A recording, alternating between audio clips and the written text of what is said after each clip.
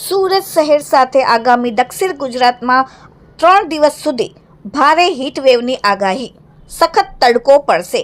હીટવેવની આગાહીને લઈને સુરત મહાનગરપાલિકાનું આરોગ્ય વિભાગ સજ્જ થયું.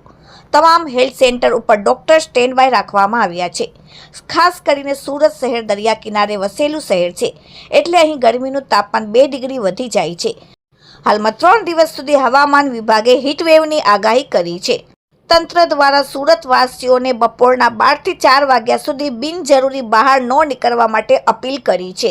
ઘરમાં રહો અને પુષ્કળ પ્રમાણમાં પાણી પીવાનું કહ્યું. Report daily India TV. Surat મહાનગરપાલિકામાં ટેમ્પરેચરમાં વધારો નોંધાયેલો છે.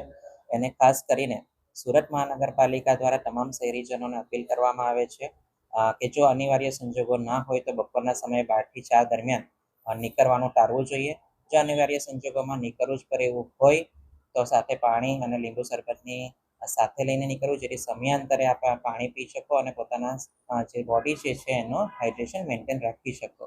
ખાસ કરીને જે વૃદ્ધો છે, સગર્ભા બાળકો છે અને અસગર્ભા માતાઓ છે અને બાળકો છે, એમને ખાસ તકેદારી રાખીને અનિવાર્ય સંજોગો સિવાય તડકામાં બહાર નહીં નીકળવું જોઈએ બપોરના સમયે.